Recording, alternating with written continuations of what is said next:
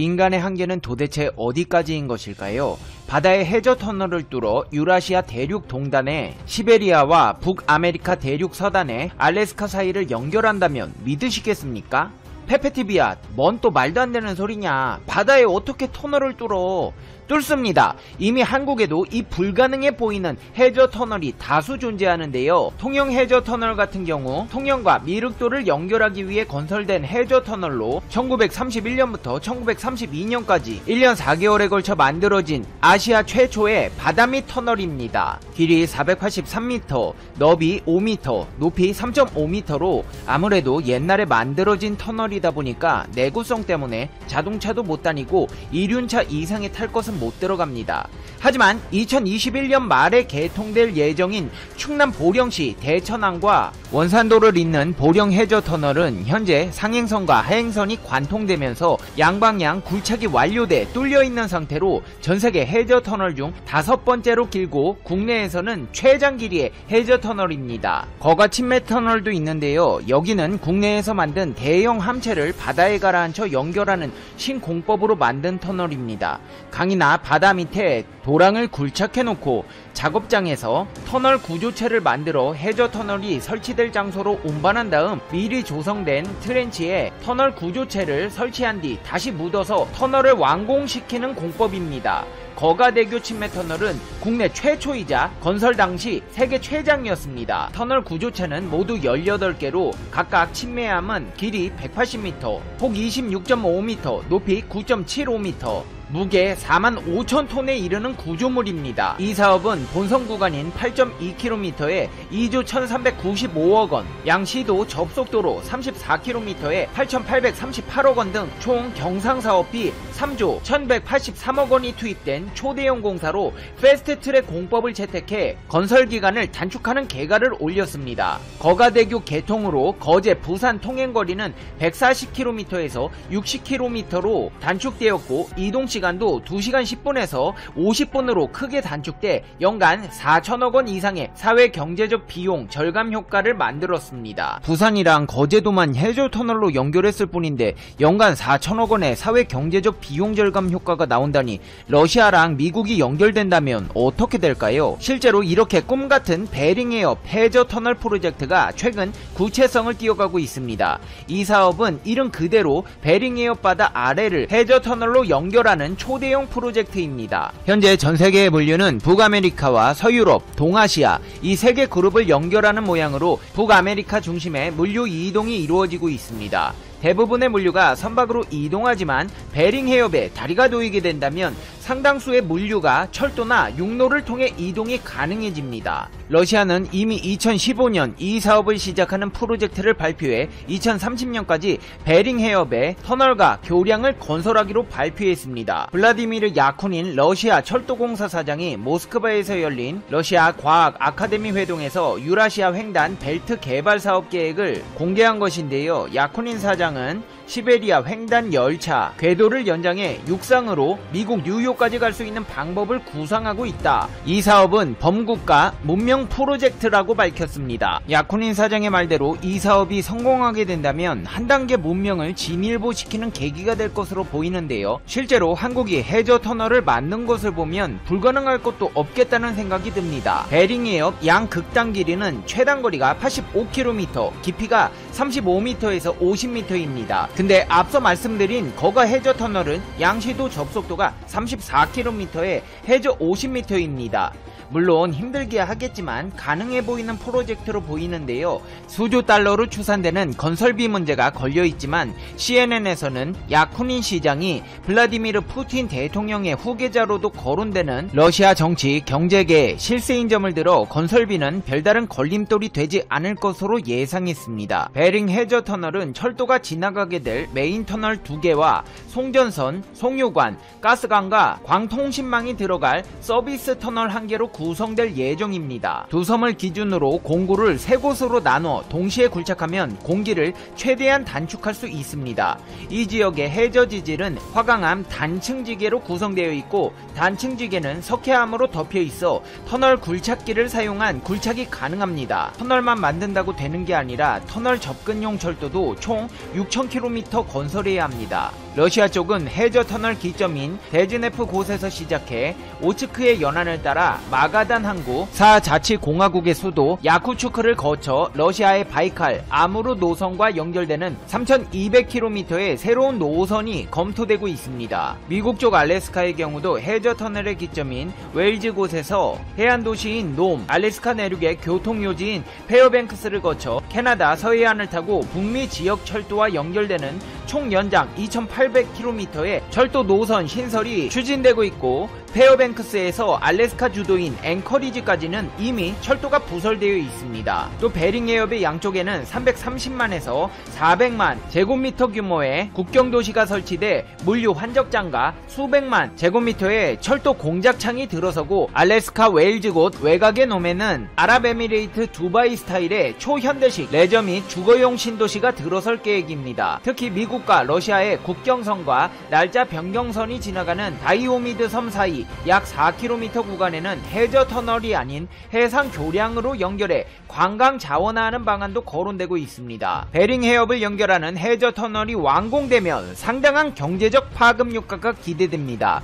송유관과 가스관이 들어서는 해저 터널이 완공될 경우 러시아는 시베리아의 전력과 천연가스, 석유를 파이프라인을 통해 미국에 곧바로 공급할 수 있게 됩니다. 시베리아 동토에는 전세계 천연가스의 37%, 석유의 5.8%가 묻혀 있습니다. 베링 해협 해저 터널이 뚫릴 경우 북미와 아시아를 연결하는 물동량이 해저 터널로 몰리게 될 것으로 예상됩니다. 또 해저 터널 건설 과정에서 상당한 경기 부양 효과도 기대됩니다. 경기 부양 사업으로는 초대형 인프라 구축만 한 것이 없는데요. 여기에 더해 정치적 파급 효과도 클 것으로 기대됩니다. 과거 동서냉전의 주역이었던 미국과 러시아를 화해시킨다는 상징성도 띠게 됩니다. 실제 미국과 러시아가 유일하게 국경을 접하고 있는 베링 해협은 지금으로부터 13,000년 전인 최후 빙하기 때만 해도 육지로 연결되어 있어 구석기 인류가 아시아에서 아메리카로 건너가는 통로가 되었습니다.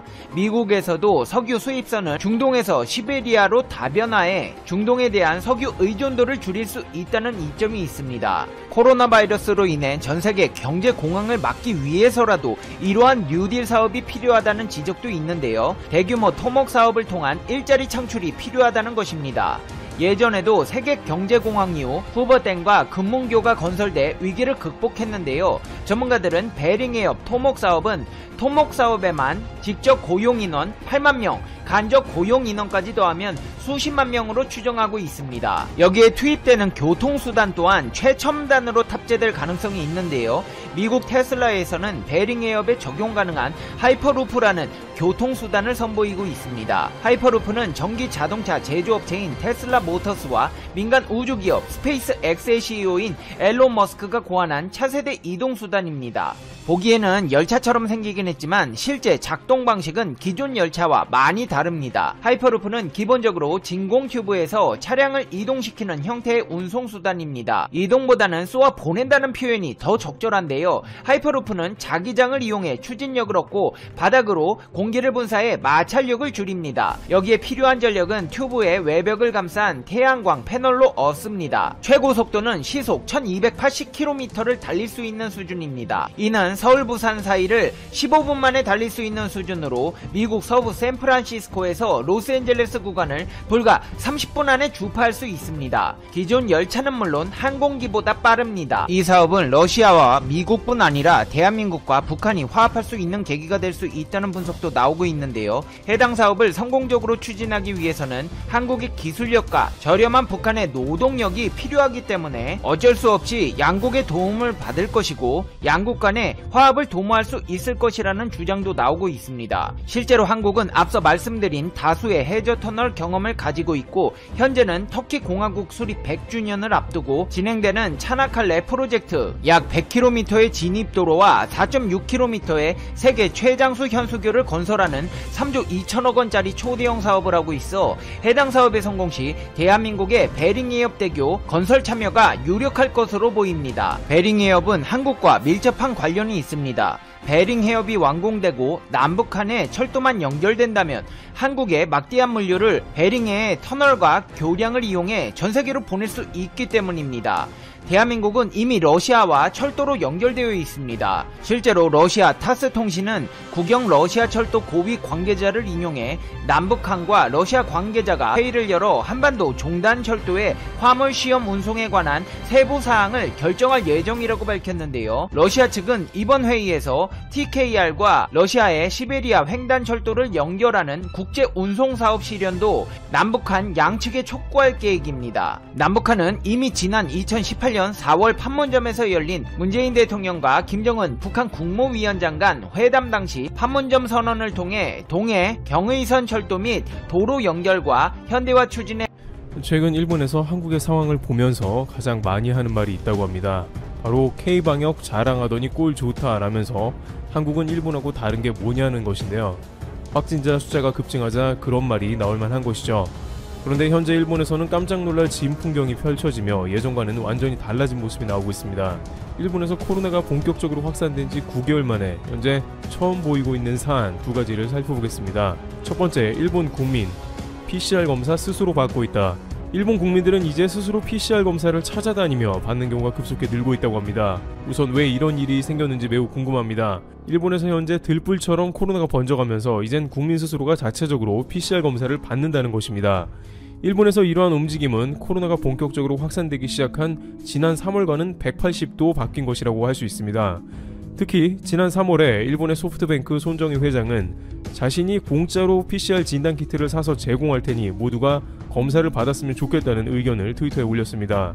그러나 일본의 각계각층에서는 당장 그 말을 취소하라고 협박을 했었고, 손정희 회장은 좋은 취지였으나 오히려 많은 사람들에게 질타를 받았다라며 평판이 나쁘니까 그만둘까 하면서 포기했습니다. 당시 손정희 회장의 제의를 거부한 일본인들과 일부 전문가들은 의료 현장에 혼란이 더해진다, 차라리 그 돈을 의료 현장에 기부해라, 쓸데없다 라는 경고를 하면서 PCR 키트를 거부한 것이죠. 그러나 2020년 겨울을 맞으면서 현재 일본인들 중에 많은 이들이 사설 PCR 업체를 찾기 시작한 것입니다. 그럼 왜 이와 같은 상황이 나오게 되었는지 궁금한데요. 문제는 각 회사들이 마비가 되고 있다는 것입니다. 도쿄에서 일한다는 한 무역업체에서는 직원 한 명이 코로나가 확진되었는데 그대로 방치했다가 직원의 반 이상이 코로나에 감염되며 사실상 회사의 업무가 마비될 지경에 처했다고 전해지고 있습니다. 그러다 보니 이제 각 회사에서는 무증상 감염자들이 많아지게 되면 회사에 치명타가 생기게 될 수 있으므로 회사 자체에서 아예 코로나 검사를 시행해서 어떻게든 감염을 막아보자는 궁여지책이 나온 것이죠. 또한 국가에서 PCR 검사를 거의 해주지 않기 때문에 이들은 사설업체의 문을 두드릴 수밖에 없는 상황입니다. 지금까지 PCR 검사 업체들이 있었지만 이들은 사실상 개점 휴업이나 비슷했다고 전해지고 있습니다. 왜냐하면 본인이 코로나에 감염되어도 확진을 받으면 자칫 주변에 민폐가 될까봐 아예 검사를 안 받은 것입니다. 일본에서는 코로나에 걸린 것 자체를 절대로 비밀에 붙이고 주변에 알리지 않는 것으로 알려져 있습니다. 일부 지방에서는 아예 코로나가 심한 도쿄에서 오는 자동차 자체도 진입이 불가능한 분위기마저 형성됩니다. 그런데 이제 회사는 생존의 문제이며 중소기업들의 경우 제한된 인원으로 좁은 사무실에서 생활하기 때문에 회사 자체에서 주기적으로 PCR 검사를 시행해야겠다는 공문이 내려오고 검사를 받지 않으면 근무를 할 수 없으니 반드시 사설업체에 가서라도 PCR 판정서를 받아야만 회사에서 정상적인 근무가 가능하게 된 것입니다. 또는 열이 있거나 컨디션 난조인 사람들은 출근을 금지시키고 PCR 검사를 받게 하는 모습을 보입니다. 사설업체에서는 비교적 저렴한 3-4만원 수준 정도의 비용으로 PCR 코로나 검사를 해주고 있습니다. 일반 병원에서는 의사의 진단이 있어야만 보험이 적용된 PCR 검사를 받을 수 있습니다만 사설업체에서는 아무 조건 없이 검사를 받을 수 있다는 것도 이렇게 사설업체를 찾게 된 이유가 된 것으로 보입니다. 이렇게 회사를 중심으로 PCR 검사가 늘어가면서 이제 일반인들도 대거 사설 PCR 검사소로 향하고 있습니다. 그런데 이들은 현재 일본 분위기를 보면 검사를 안 받을 수 없는 지경이라고 말하는데요. 놀랍게도 가장 중요한 원인으로 많은 이들은 이제 코로나를 감기와 같이 생각하는 분위기도 생겼다는 것이죠. 그들은 코로나에 대해서 위드 코로나라고 해서 감기와 비슷한 수준으로 대하고 있는 상황이며 많은 이들은 코로나를 일상생활에서 흔히 겪는 조금 독한 감기 정도로 치부하고 있다는 것으로 보입니다. 그러다 보니 일상생활 모습도 놀랍게 바뀌었다는데요. NHK의 인터뷰에 따르면 절반 이상의 국민들이 지난 4, 5월경에 1차 긴급 선언 때와 같은 급박함은 사라졌고 이제 과거 일상으로 돌아간 것 같다고 대답했습니다. 코로나가 매일 최고치를 달성하고 있는데 국민 정서는 과거 코로나가 없을 때와 비슷하게 가는 것입니다. 이러한 위드 코로나는 지난 4월에 일본의 감염이 폭발할 때 황당하게도 이미 몇몇 전문가들로부터 제기된 바 있으며 이들은 그냥 코로나와 함께 살아가다 보면 코로나가 끝이 난다고 궤변을 했습니다. 그러나 그러한 것은 허구인 것이 이미 스웨덴이 그러한 집단 면역 실험을 했다가 결국 봉쇄로 바꿨기 때문에 매우 위험한 발상이라는 것이 쉽게 확인됩니다. 이렇게 PCR 검사소를 절박하게 찾는 일본인도 있는가 하면 한쪽에서는 편하게 술잔을 기울이기도 하는 것이죠. 그것이 현재 일본 분위기입니다. 만약 손정희 회장 PCR 키트 제공을 받아들였거나 한국에 손을 내밀어 진단키트를 대량으로 수입했더라면 현재와 같은 상황은 피했을 것으로 판단되고 있습니다. 그런데 일본인들이 정작 걱정하는 것은 그 다음이라는데요. 두 번째, 일본에 있어서 백신은 못 맞는다. 차라리 미국이라면 백신을 맞겠다, 이러한 말들이 일본의 누리꾼들에게 나오고 있는 상황입니다. 바로 일본인들이 가장 우려스러워하는 것은 다음 달부터 시작될 수 있는 코로나 백신 접종이라고 하는데요. 미국이나 영국을 비롯해 코로나가 심각한 국가들은 당장 이번 달부터 백신 접종에 들어가고 있는 상황이며 일본은 다음 달 정도에 모더나, 화이자와 같은 백신이 투입되어 전 국민 무료 접종을 실시하게 됩니다. 그런데 일본 국민이 우려하는 것은 일본 내에서 코로나 검사도 제대로 안 되는데 무슨 백신이냐는 것입니다. 그도 그럴 것이 검사량이 떨어지다 보니 무증상자가 기하급수적으로 늘어나고 있으며 얼마나 많은 이들이 감염이 되었는지 전혀 알 길이 없다는 것입니다. 겉으로 드러난 숫자는 한국이 5,600명이며 일본은 2,500명가량입니다만 일본의 무증상 감염자는 한국의 수십 배에 달할 것이라는 전문가들의 예측이 오래전부터 있었습니다. 즉 제대로 PCR 검사를 안 해주기 때문인 것입니다. 이런 상황에 백신 투입이 가능하겠냐는 것이죠. 코로나 백신은 PCR 검사를 통해 정확하게 음성으로 분류된 사람들에 접종되어야 합니다만 자신이 무증상 감염자였다가 코로나 백신을 맞으면 알 수 없는 큰 부작용에 시달릴 수 있기 때문이죠. 게다가 조금 더 기다리면 새롭게 업그레이드된 백신이 계속해서 출시가 될 것이라는 점도 있습니다. 빌 게이츠는 최근 관련 화상 세미나에서 내년 상반기에 6개의 백신이 추가 승인될 것으로 본다고 말했습니다. 그 백신들이 현재의 백신보다 더 나을 가능성도 있으므로 버틸 수 있다면 버티는 게 가장 좋은 것입니다. 결정적으로 다음 달에 일본에 백신이 급하게 들어오는 상황이 일본 정부가 투트랙 전략을 구사한다는 의심도 제기됩니다. 현재 스가 내각은 도쿄올림픽을 제대로 개최하는 것이 총리의 재선에 중요한 열쇠가 될 것으로 판단합니다. 스가 총리는 내년이면 총선에 돌입하게 되어 시간이 넉넉하지도 않습니다. 따라서 일본 당국은 방역의 수고스러움을 모조리 백신에 올인했다는 분석이 나오는 것이죠. 일사천리로 전국민 무료 접종을 결정짓고 국회에서 백신 부작용에 대해서 책임진다는 법안까지 통과시킨 다음에 백신으로 코로나를 완전히 잡은 다음에 올림픽까지 성공적으로 마치겠다는 일종의 도박을 하는 셈입니다. 따라서 많은 일본 누리꾼들은 이러한 상황에 대해서 정부가 아무래도 무리하게 밀어붙인다고 말하면서 아무리 백신이 3상까지 맞춰 효과가 입증되었다고 하지만 1세대 백신이라서 크게 꺼려지는 면이 있는데다가 올림픽을 무리하게 치르는데 동원되는 느낌도 있어 백신을 거부하겠다는 의견도 빗발치고 있습니다. 심지어 이렇게 백신을 거부하는 양상은 미국도 마찬가지로 여전히 인구의 절반은 백신을 안 맞겠다고 나오는 상황입니다. 물론 이러한 의견을 잠재우기 위해서 오바마나 클린턴 전 대통령을 비롯해서 바이든 당선자까지 백신을 바로 맞겠다는 모습을 보여주고 있습니다만 그럼에도 불구하고 1세대 백신에 대한 두려움은 전 세계에 공통으로 여겨지고 있는 상황인 것이죠. 하물며 방역도 허술하고 잠재적인 코로나 감염자가 현재 확진자의 10배 이상으로 판단되는 일본의 경우 더욱더 무리스러운 코로나 백신은 피하고자 하는 분위기가 장기간 이어질 것으로 관측되고 있습니다. 이는 코로나가 생각보다 길게 이어질 수 있으며 2021년 도쿄올림픽에도 영향이 적지 않을 것입니다.